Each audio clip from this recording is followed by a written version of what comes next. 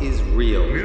But is it real in BloxFruits, the highly popular adventure game based off of the work of Eiichiro Oda, otherwise known as Oda Sensei? You guys showed so much love in the last one, so I had to do a part 2 for the Millz Mafia. Also, to the keyboard warriors in my comments, I know they cannot make the game fully like One Piece due to copyright issues. I'm just stating the differences due to the heavy inspiration from One Piece. So without further ado, the Kingdom of Rose is our introduction to the second sea. You will spawn here alongside NPCs like the blacksmith, sea captain, and BloxFruits dealer. Kingdom of Rose is actually separated into 2 parts. This actually makes a lot of sense due to the fact that Dressrosa was a very lengthy arc in the manga / anime, with the anime adaptation lasting for 8 years in the Dressrosa saga alone. In the first part, you will come across raiders, mercenaries, and the boss Diamond. The raiders and mercenaries don't have any importance to One Piece, but Diamond, otherwise known as Diamante in the manga, is a very integral character to the Dressrosa arc. He is one of the 3 top officers in the Don Quixote pirates and is known as the hero of the Colosseum. In the second part, you face off against the Swan pirates, factory staff, and boss Jeremy. While the manga version of Don Quixote pirates has no fodder crewmates like the Swan pirates, I'll give BloxFruits a pass due to them keeping the NPCs in theme. Now, the factory staff must be generic bad guys for when the raid on the factory occurs, but the major antagonist in the battle is our boy Frankie versus our beloved Senor Pink. And yes, for the non-One Piece watchers, we all love this grown man dressed like a baby. The Dressrosa saga is comprised of 2 arcs, being the Punk Hazard arc and Dressrosa arc. Although the Punk Hazard arc comes before Dressrosa, it is found later being adapted as the Hot and Cold Island that I'll get to shortly. The Dressrosa arc is the finale to the ongoing conflict between Luffy and Doflamingo Don Quixote, which ends up in a coordinated attack on the island after Dofi wrongfully took over and is puppeteering the entire country, pun intended. So the Straw Hats, alongside many of our new allies, raid the island in an effort to reclaim it back to the rightful owners. Also on this island is the Factory Breach event that happens every hour and 30 minutes, where the players in the server can all attack the factory in order to try and win a random BloxFruits. This is inspired by Frankie and the Tontada's attack on the factory in the manga. Also on this island is where you'll eventually fight Mr. Don Swan, who, as mentioned in the previous vid, is Doflamingo in the manga. You'll need to fight him in order to go to the 3rd sea eventually, and you must give his boy Trevor a fruit at least worth 1 million belly. So good luck with your rolling / trading, as well as you can find him here. On Green Zone, you will come across the Marine Lieutenant, Marine Captain, and the boss Fajita, as well as the 2 NPCs found here are the Alchemist, who teaches you Race V2, and the Mysterious Man, who upgrades you to the True Triple Katana. I like this BloxFruits because they are being very true here. In the manga, in part of the reclamation of Dressrosa, our Straw Hats get split up, as they always do, and a small team comprised of Usopp, Robin, and our fave member of the worst generation, Law, as well as our resident evil scientist, Caesar the Clown, are tasked with meeting on Greenbit, a small island north of Dressrosa, connected by a deadly bridge to exchange Caesar to Dofi, but find out that the Marines have made it there as well, causing an intense 3-way battle between our allies, the Marines led by the new Admiral Fujitora, and Dofi himself. Also, we meet the cute but deadly Tontada tribe. Next is Graveyard, which is the first island for you to actually travel over the sea to get to. Graveyard's antagonists are the zombies and the vampires. The crew captain and Rip Inder are also found on this island for various things. I'm sure many people believe that this island is just Thriller Bark from the manga, but I disagree. Thriller Bark has much more similarities to the haunted castle in 3rd Sea. By the way, subscribe and turn on bell notifications to know when the final part of this series is to come out. The one time we see zombies in One Piece is on Thriller Bark, so I can see how BloxFruits took inspiration from it, but it has no similarities to it. But fun fact, you can find Wenlock toads and Fud 10's gravestones on this island.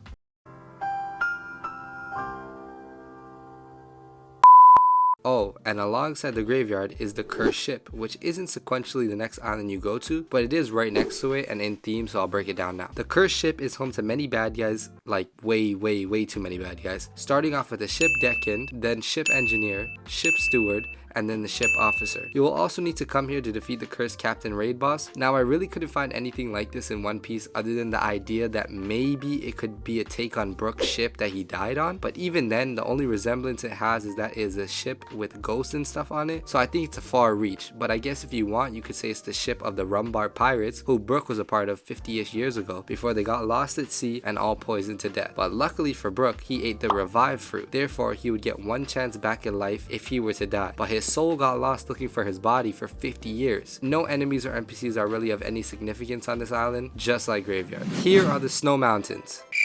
On to the next island, which is Nah, I'm just joking. Here you can fight the snow troopers and the winter warriors, as well as find the martial arts master who teaches a superhuman fighting style. Realistically, there is nothing like the snow mountains in One Piece. I know in the last video people tried telling me that Frozen Village is supposed to be Drum Island, but it literally has no connection to Drum Island other than the fact that it's cold and snowy. In One Piece, there aren't any memorable ice/snow islands other than Drum Island 2. Now, snow mountains weren't alike One Piece at all, but the hot and cold islands are uncanny. As the name implies, hot and cold island splits into a hot side and a cold side. On the cold side, you encounter the lab subordinates and honed warriors. Meanwhile, on the hot side, you battle against magma ninjas, lava pirates, and the smoke admiral boss. This island is right out of the manga, being based on the Punk Hazard arc. On Punk Hazard, the Straw Hats have just entered the new world and stumble upon the island, where the two admirals Akainu and Aokiji have just fought each other for the title of Fleet Admiral. The battle was so devastating that it lasted 10 days while affecting the climate on the entire island, therefore causing one side to be half cold and half hot. The Straw Hats end up on the island after hearing a distress call from someone, and end up running into now Vice Admiral Smoker and new Warlord of the Sea Trafalgar D. Law, where the two captains decide to create an alliance in an effort to start a multi-tier plan to take down a Yonko. Aww.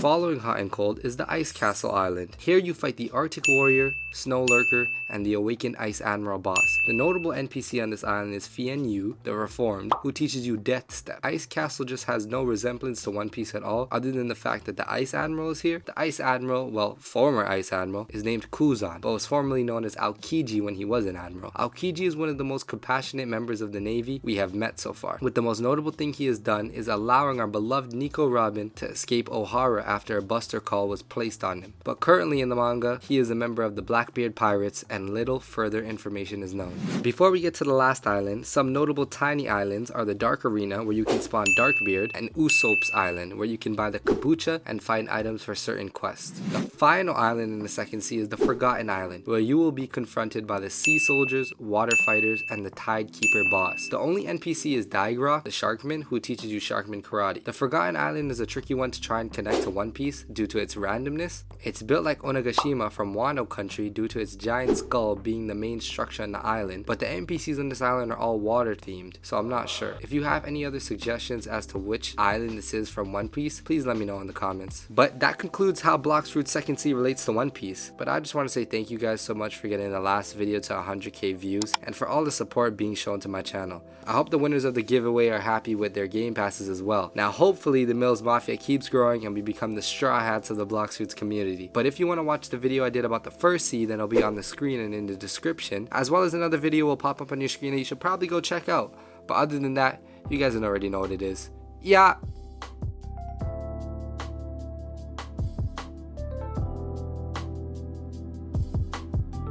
Now I know people in the comments in the last video told me that there is a jungle island where Ace, Sabo, and Luffy trained when they were young, but I'm kinda conflicted by that because it was never stated to be a real separate island. It could just be like a sub-island of the Goa Kingdom, but also I made a huge error by calling Luffy's village Syrup Village when that's completely incorrect. Luffy's village is Fuchsia Village. Syrup Village is where Usopp's from, so I'm not sure why I made that mistake, but yeah, thanks for telling me.